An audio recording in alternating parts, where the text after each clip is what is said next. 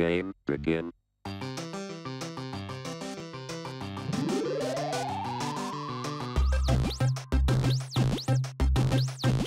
Game over. All right, welcome to this week's episode of Tech and Toys. We've got something fun going on today, if you can't tell by this guy right here. He's got something a little funky on his head right now, and I think he might be in somewhere that isn't where we're actually at right now. I'm in Petra. It's in one of the wonders of the world. I've always wanted to go here. Now I don't know if I need to actually go, Jack. This is so cool. I'm in a helicopter. So we are going to be reviewing the Oculus Quest 2. I think we've got the 128 gig version going on right now. I'm familiar with VR. I've had a couple of VR headsets in my life, but all of them were the ones you plug into your computer, but I've never tried a true wireless one. So we're going to get into that, see how it stacks up against the competitors, and see if we would actually recommend it to you. Did you know they had an amphitheater? I'm in the amphitheater.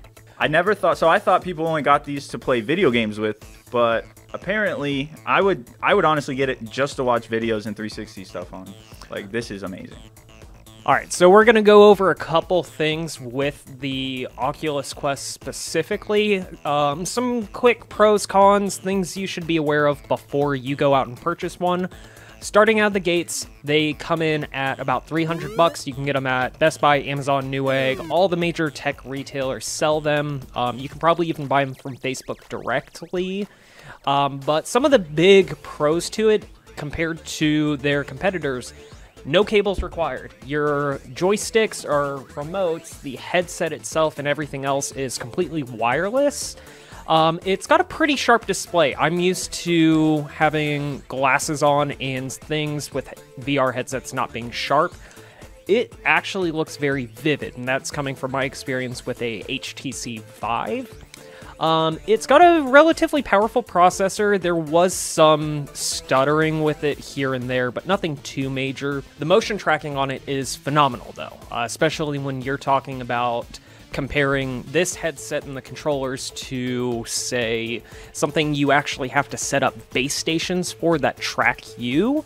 This one's been pretty accurate. We had him walking around the office with the headset on and essentially blindfolded, but he had no issues getting around and messing with people. So you also have the option to connect it to your PC with an accessory from Facebook, so that might sour things for a lot of people, but when you're talking going from I think the index is about $1,100 down to a $300 headset. A little $20, $30, $40 cable is not going to break the bank in that case. So some of the quick specs, I've got them pulled up here. It's going to be a little rough talking about the specs because Facebook, again, all of their stuff's down. That's Facebook, WhatsApp, Oculus specifically. We were about to record this in having some technical difficulty. So Facebook, please fix your stuff because we actually like this one, please. But just to run over the quick specs, each lens or screen on the inside of the headset is 1832 by 1920 and has a 90 hertz refresh rate. Now, what that means to you, the person who's maybe never tried VR before, it could mean motion sickness. With VR headsets, the higher the refresh rate you have in each of the screens, the more smooth it's going to be. People tend to have motion sickness issues and just general issues with VR as a whole when you get a low refresh rate, like kind of 90 hertz. You tend to see 120, 122 is about the average with the more high-end VR headsets. That way they are as smooth as possible, but those are the ones you have to have a straight up gaming PC with a 3080 or a 3070 connected to have a good time. Do they have better graphics on the nicer ones? They do. So some of them will offer, I think this one's technically about 2K for each screen, but some of them will offer like 4K on each screen. So screen meaning each eye's view. So I'm looking at it right now, just to stack it up. The Sony PlayStation VR comes in at about $500 all in. You've got the Valve Index for about $1,000, or the HTC Vive for about $700 on Amazon. Yeah, guess where I am. Where are you at today? Now I'm scuba diving again. You're scuba Different diving? Reef. I went to Tanzania now. Ah, Yeah. so we're moving around the world. It's real great here.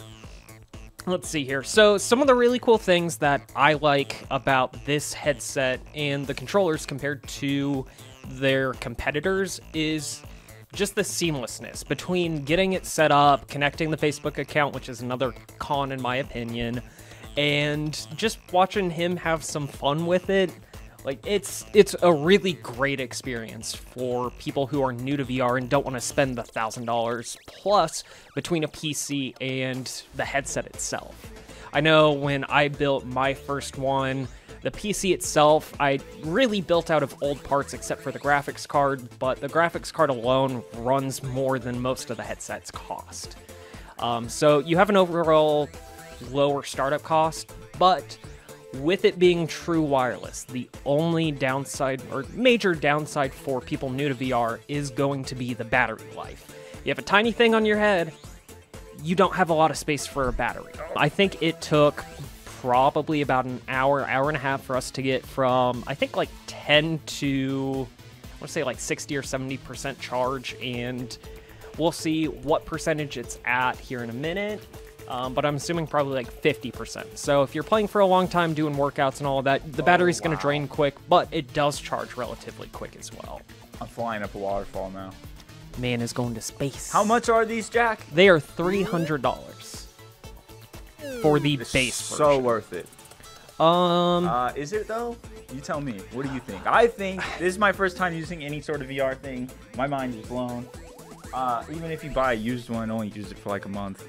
Yeah, this is amazing. I spent $600 on my first VR headset. Dude, you just gotta for the try headset. I think that one's probably going to be a good bit better. Unfortunately, my wallet is crying. The one you have, or you think this will be better? I think the Oculus might be better. Now, I do disagree with the forced link of Facebook's everything. Yeah, I don't like that.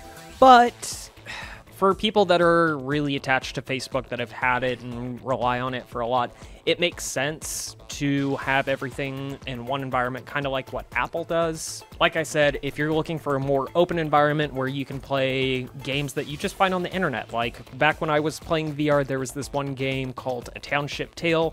It was an alpha. I played it on the HTC Vive. That game is now out in Steam. Can't get it on Oculus, though, because Oculus doesn't support Steam. So, Facebook, do your thing. Give us Steam. We want to play the good games. You got some good stuff on there, don't get me wrong. I like bowling. I like Beat Saber.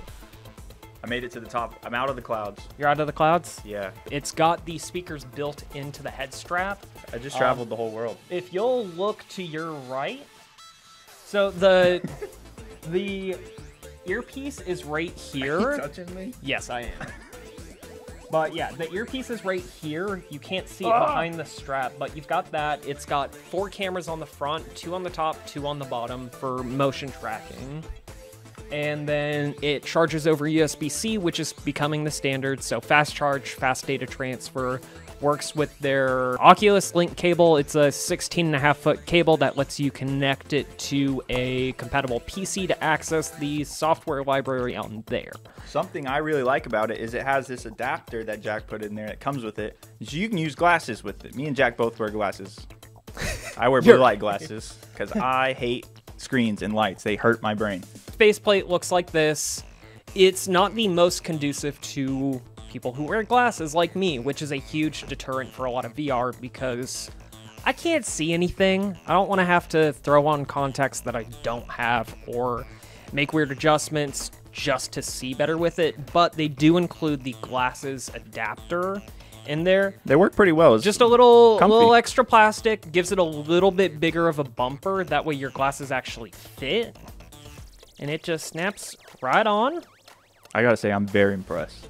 This is the type of stuff that when we were kids, we dreamed about. Dude, I played Minecraft in VR. That's probably fun. It was you do like the little blocks? Yeah, it was so disorienting to play freaking Minecraft of all games. Imagine, so NFTs, and imagine with the metaverse, what's coming, VRs. Are you guys anything VR related for? Oh yeah. Really? For the metaverse? I didn't know. Well, it depends which metaverse, but yes, I'm sure. And if not, everyone will have it. Yes, it's going to be crazy. Have you guys seen Ready Player One? Ready Player One is my favorite movie, and it's literally about to be, that's what's happening. The future is Ready Player One.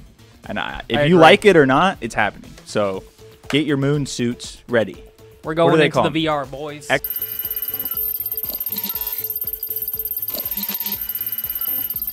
Oh, cool. So I can see the full set right now. So, and just to touch back, so we're sitting at 15%. I think we've been at this for probably 20 minutes. So it does eat through battery life pretty quick. So if you're playing for a long time, charge it to 100%. You'll probably get a couple hours out of it.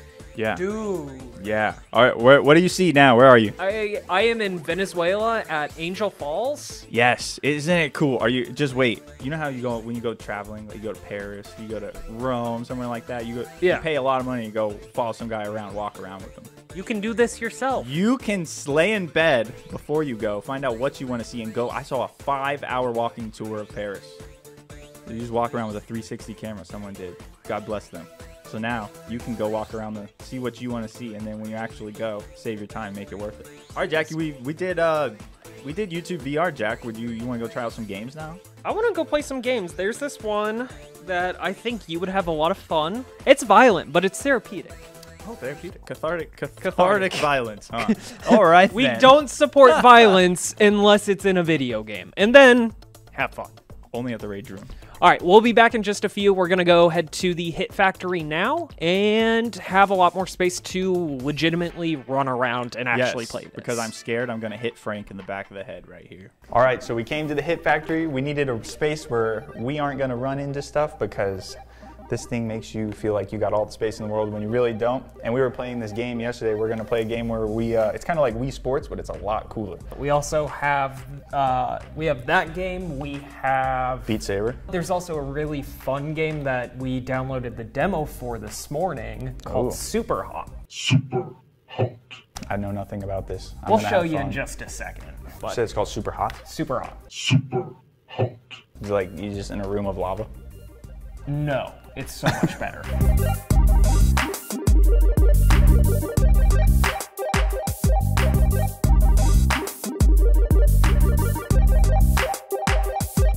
What's it called? Super Hot. Super Hot.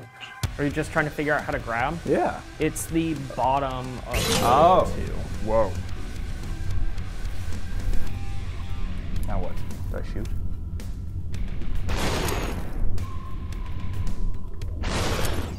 Time moves when you move. You just smack the shit out of him. Oh my god. This is weird.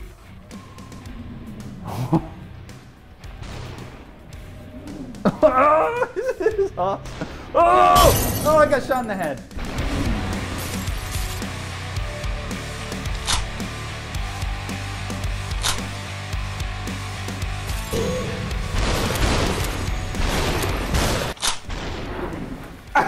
Oh my god!